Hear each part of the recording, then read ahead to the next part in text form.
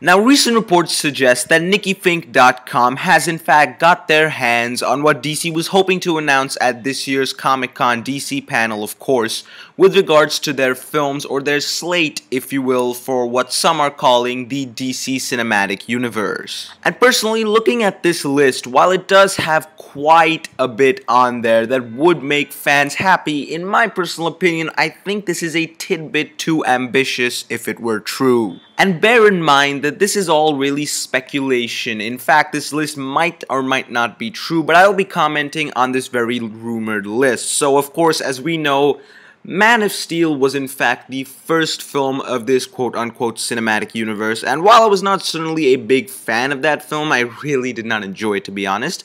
But nonetheless, I'm still looking forward to some of the stuff that DC has set up. The first film that we already know about is coming out on May 6th, 2016. That is Batman v Superman: Dawn of Justice. And we already know a decent amount about this film. One, Zack Snyder is directing it. Two, Ben Affleck is starring in it as Batman, of course. And three, we also have Alfred Pennyworth in the film, who will be portrayed by Jeremy Irons, and of course Lex Luthor, who will be portrayed by Jesse Eisenberg. And once again, while I am a tidbit skeptical because of the return of Zack Snyder to this material, still there are things such as the set photo of Ben Affleck. While it is still merely a set photo, when I read into it a bit more, it does make me a tidbit more optimistic, and I think that in a sense, Batman could be the saving grace of this franchise. And a lot of people don't seem to realize the fact that we are 2 years away from really getting to see this film. So, come to think of it,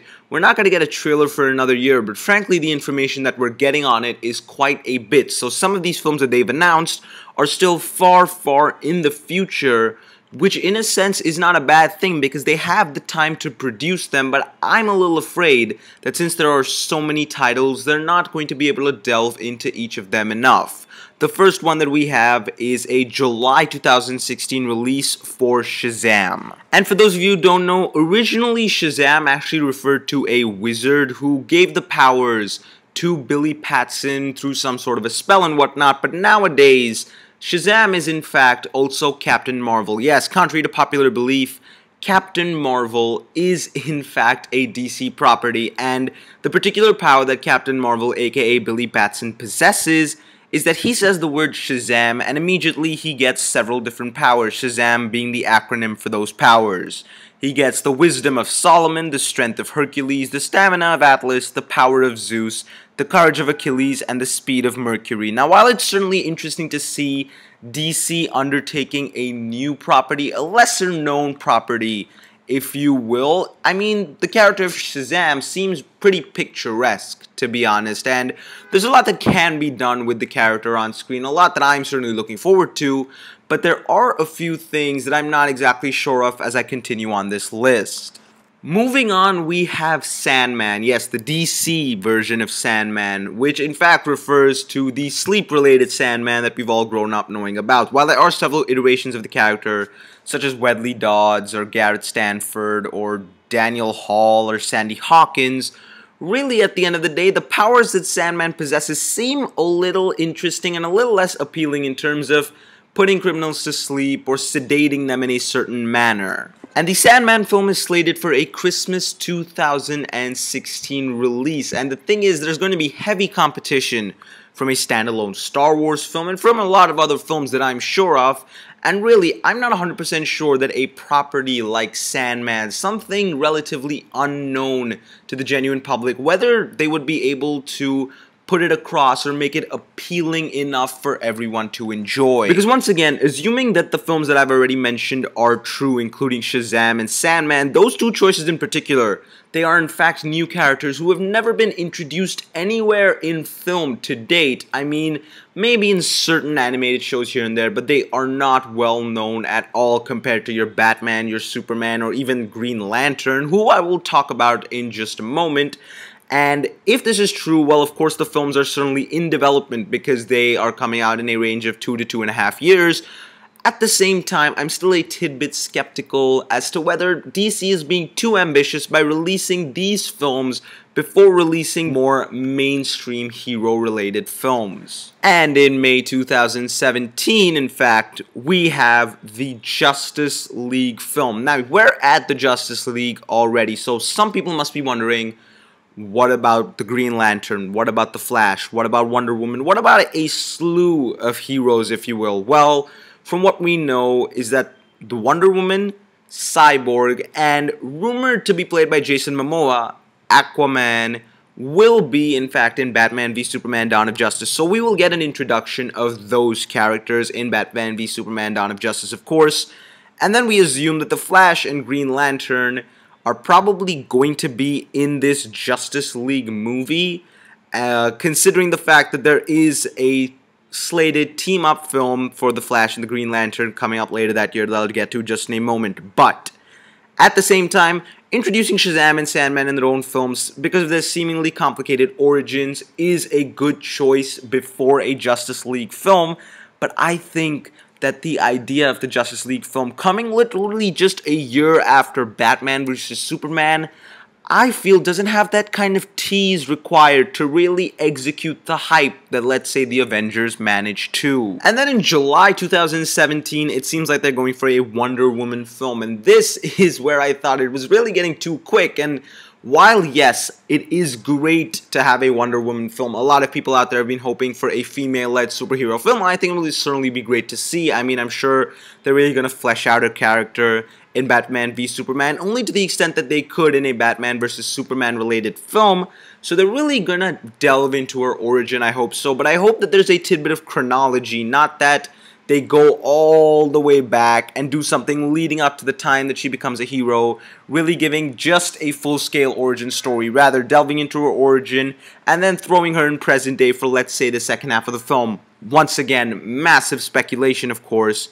Would be interesting to see. And then slated for a Christmas 2017 release, we have a Flash and Green Lantern crossover or team-up film, which to me is an interesting choice to have because while, of course, we will be introduced to them, assuming, of course, in the Justice League film coming out 6 months prior to this film, it's interesting to see these two particular heroes because they have that slightly younger mentality or that slightly more roguish mentality. And now, while I don't think that the Flash will be linked to the Flash that we'll be seeing in the TV series, I don't think that the Green Lantern that we'll be seeing will be in any form related to Ryan Reynolds' 2011 iteration of the character because that film did not appeal to a lot of people. It wasn't a massive success, and maybe it's not a bad choice on DC's part to want to reintroduce us to that character. And it's an interesting blend of superpowers with the Green Lantern's ability to pretty much create anything out of his ring and the Flash's ability of super speed.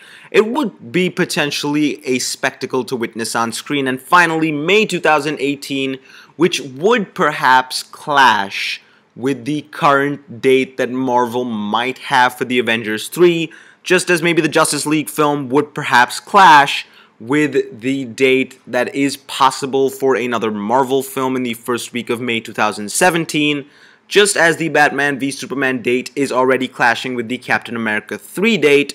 So we're really, of course, seeing the battle occurring between the two studios already, but frankly, we have Man of Steel 2, and what's funny is, after Man of Steel, everyone was hoping for Man of Steel 2, thinking Batman v Superman would be Man of Steel 2, expecting Man of Steel 2 in 2015, and now there are 6 films coming out from DC Studios alone, technically Warner Brothers, before we even get a peek into Man of Steel 2. So for those fans of Superman, they might have to wait a tidbit longer for that film, and I can't certainly comment on this as to whether Zack Snyder will return, all the more it is quite likely, but I can't make any further comments simply because of the fact that we don't know where Superman is going to end up at the end of Batman v Superman and the Justice League. And on the whole, looking at this list, it's certainly intriguing to see on paper. I mean, if it's well executed, it will definitely catapult DC to a very high height.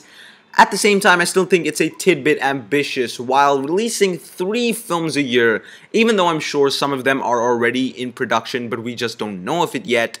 It feels too ambitious all of a sudden that, you know, they managed to, strugglingly of course, put out that one Man of Steel, and now that they think they're ready to throw out 3 films a year repeatedly, It seems a little bit ambitious, but I frankly don't know what their plans are. I don't know if all of this is in fact true, but if it were to be true, it is a difficult task. It's going to be a daunting task for them, but it's a task that could potentially pay off and could maybe even put them ahead of Marvel for all we know.